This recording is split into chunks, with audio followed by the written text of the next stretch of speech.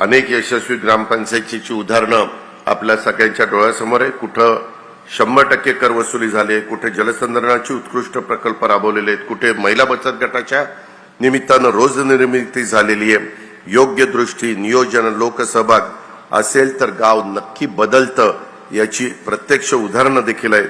आणि प्रत्येक घराला शुद्ध पाणी मिळालं पाहिजे, प्रत्येक शाळा डिजिटल आणि आधुनिक झाली पाहिजे। तोही 5 वर्षाचा कार्यक्रम आम्ही आखलेला आहे। त्याच्यामध्ये प्राथमिक आरोग्य केंद्र, आपल्या प्राथमिक शाळा, त्याला डीपीसी मधनं निधी, त्याला वेगवेगळ्या पद्धतीनं सीएसआरचा निधी, त्याच्यात लोकांचं पण सहकार्य असा आपण आपल्या जिल्ह्यामध्ये देखील कार्यक्रम घेतलेला आहे। तर एवढा निधी आता आम्ही देतो डीपीसीला, तर यंदा मी 22,000 कोटी रुपये सगळ्या राज्याला दिलेला आहे। पुढच्या वर्षी अजून वाढवीन, त्याच्याबद्दल तुम्ही काळजी करू नका। पण हा पै त्या कामाकरता खर्च झाला पाहिजे।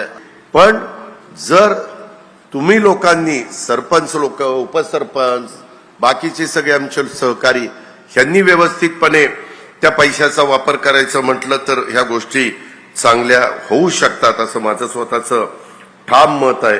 हे पण आपण सगळ्यांनी ध्यानामध्ये घ्यावं। ह्याच्यातून आदर्श आणि समृद्ध गाव हे पण आपल्याला ओळखलं जायचं आहे।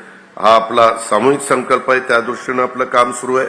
गाव पुढे गेलं तर तालुका पुढे जाईल, तालुका पुढे गेला तर जिल्हा पुढे जाईल, आणि जिल्हा पुढे गेला तर तुमचं माझं महाराष्ट्र पुढे जाईल।